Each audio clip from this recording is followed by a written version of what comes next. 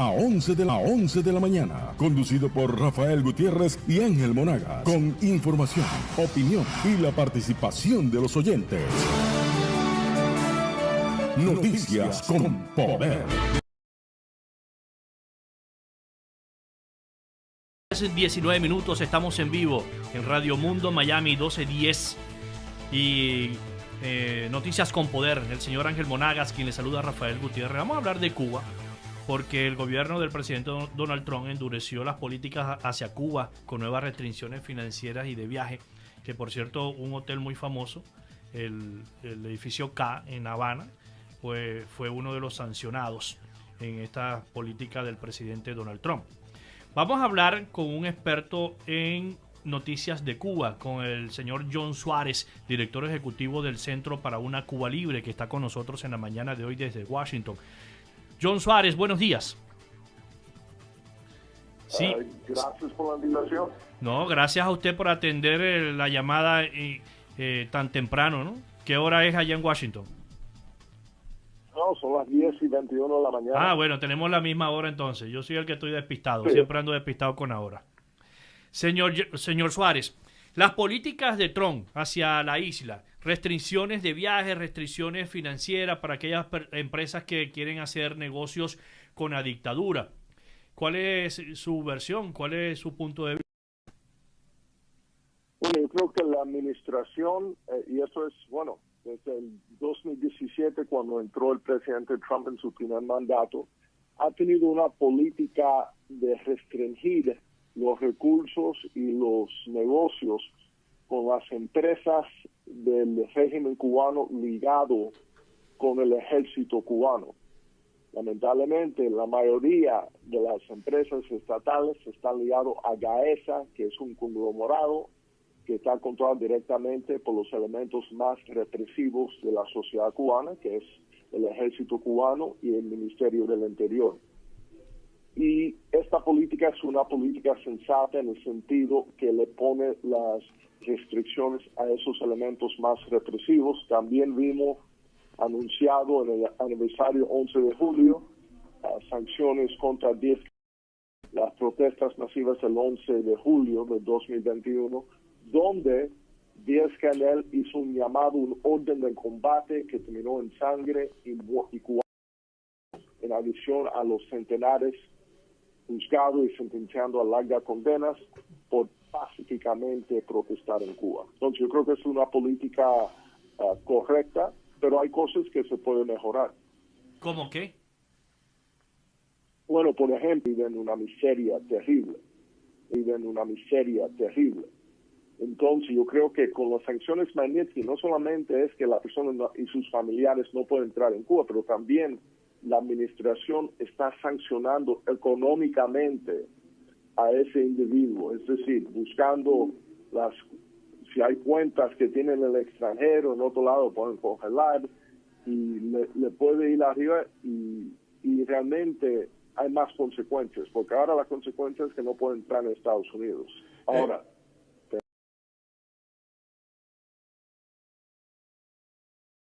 familiares a Estados Unidos y Europa. Entonces también esta política de Magnitsky, que Estados Unidos es firmante, parte de Global Magnitsky, también los europeos han firmado este convenio. También nosotros abogamos para que Europa haga eso también.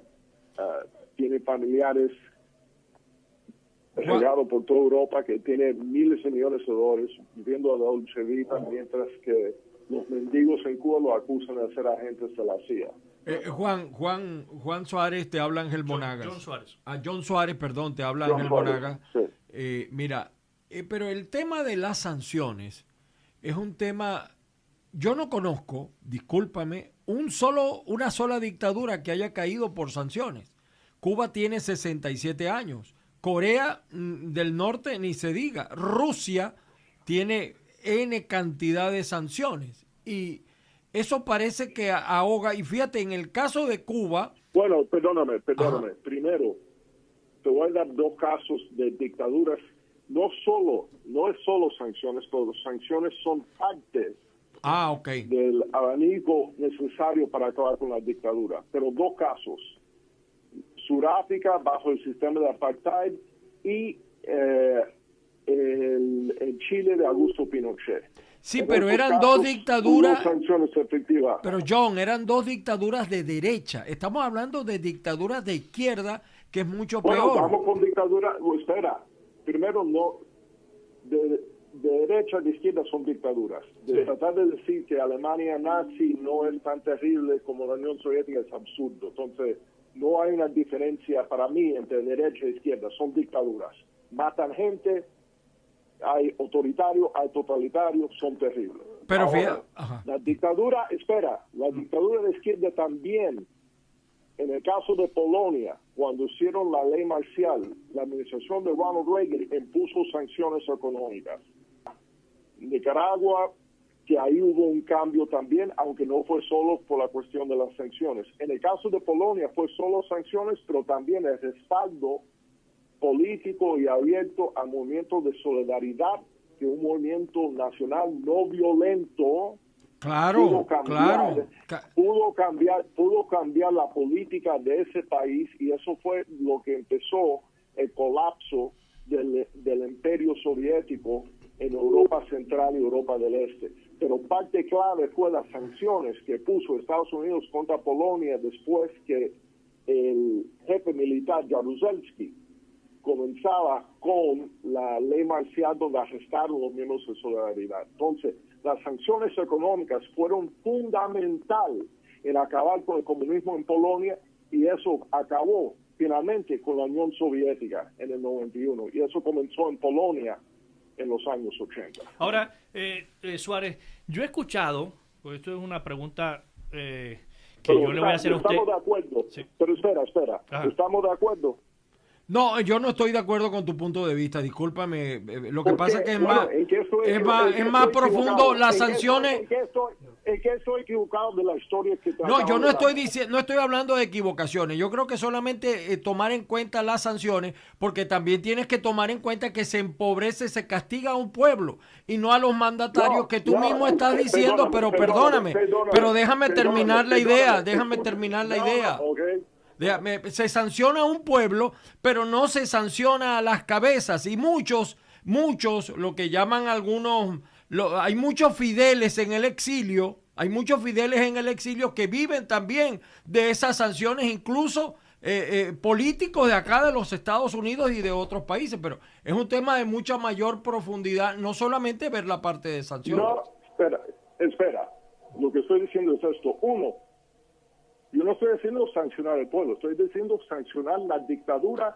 Pero y los eso no jefes. pasa. No, está pasando. No, Los que no, pueden entrar. John, eso En el no año- está pasando. No, déjame, oye. En 2021 le aplicaron Magnitsky Sanctions a oficiales cubanos. Lo tienen que hacer más. Y eso es ir directamente a los jefes de la dictadura, congelarle las cuentas del banco para ellos no poder aprovecharse de la explotación del pueblo cubano. Eso ha ocurrido, se tiene que expandir. Nosotros en el centro siempre hemos dicho que no creemos en hacerle sufrir al pueblo cubano. La cuestión es cómo quitarle los recursos a los militares, al MINI, que sí está haciendo sufrir al pueblo cubano hoy en día. Vemos los familiares de esos verdugos aquí viviendo la Dolce Vita en Europa. Entonces, se tiene que aplicar una política más efectiva para quitarle recursos a esa gente. Últimamente hemos visto varios de esas personas identificadas aquí por la Fundación de Derechos Humanos en Cuba, que han sido devueltos a Cuba. Eso es bueno. Porque Eso, ahí estamos de acuerdo, ahí estamos de acuerdo. Eso no solamente ha pasado con Cuba, con Venezuela y Europa, lo que tú dices ha sido cómplice de esa situación. O no toda Europa, no, por lo menos España específicamente. ¿Estás ahí? Estoy escuchando. Sí, sí. Pero entonces, yo no estoy hablando de tratar de hacerle más difícil la vida del cubano a pie. Lo que estamos hablando son sanciones que perjudican a Gaesa y a Gaviota, que son... Oye, si vemos en Cuba hoy en día, las casas se están cayendo de pedazos, mientras que tienen torres de 5 estrellas construido por esas compañías militares en colaboración con empresarios afuera y los cubanos de a pie muriéndose de hambre, pero la gente que vive bien del régimen no hay consecuencias. Eso tiene que cambiar. Está cambiando con las políticas de esta administración y se está haciendo un esfuerzo para que se abran los ojos a los europeos, porque hoy en día el socio comercial número uno, y eso no ha mejorado el comportamiento del régimen cubano con el pueblo cubano, ni ha cambiado el comportamiento del régimen cubano internacionalmente. Dicen, y esto viene de El País, una publicación socialista, no es de derecha, que ha dicho desde el 2022, bajo el régimen cubano, 20.000 cubanos han sido movilizados para luchar en Ucrania para Putin. Sabemos que hay miembros de la inteligencia cubana torturando venezolanos en la tierra de Venezuela hoy en día. Entonces, ¿cómo es que los europeos están dando subsidio a un régimen que está tratando de destruir la libertad de Europa en este momento? Oye, Suárez, disculpa que se nos acaba un poco el tiempo y hay muchos temas interesantes de hablar con Cuba. Recientemente, la ministra de Trabajo y Seguridad Social, Marta Elena Feitó, dijo pues en el Congreso de Cuba que allí no habían mendigos en la calle y que los que lavaban vidrios en las calles vivían feliz y con una vida fácil. ¿Cuál es tu punto de vista? No, decía que estaban disfrazados. Sí, que estaban disfrazados. Trabajando y eso es absurdo. Y te demuestra la desconexión de la élite de ese régimen con la realidad de a pie del pueblo. Por eso ocurrió la explosión social que ocurrió el 11, 12 y 13 de julio de 2021. En ese caso, tú tenías un régimen que estaba con una propaganda oficialista dentro del país, hablando de vacunas nacionales que ni existían en ese momento, mientras que en el resto de América Latina y Estados Unidos ya habían vacunas de Rusia, de China, de Europa, de Estados Unidos que estaban circulando, salvando vidas, y en Cuba había pozos comunes con gente perdiendo sus familias enteras y el régimen cubano con un discurso triunfalista. Y obviamente eso fue un factor en el que encabronó.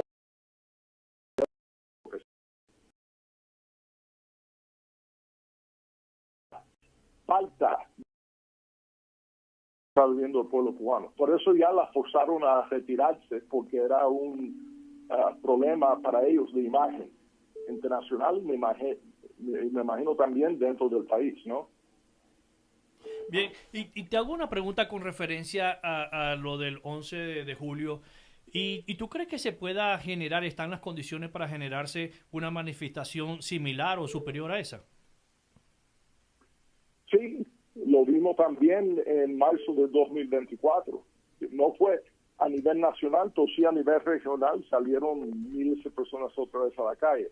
La cuestión del 11 de julio, que fue diferente comparado con marzo de 2024, era que el régimen no lo cogieron por sorpresa. Esto fue algo espontáneo, que empezó en los baños, pero cuando empezó a circular por la red, ellos no apagaron la red en el país.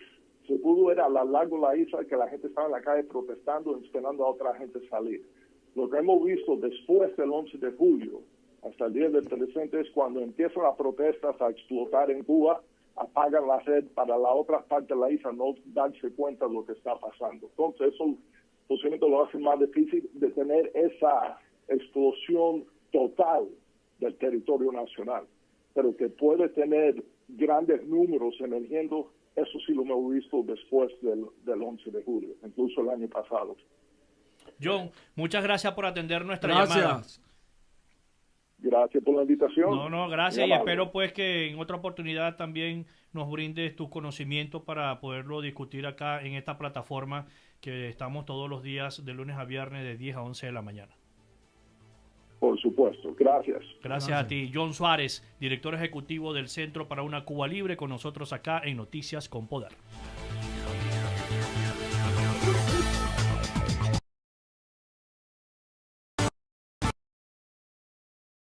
Venga a IT Group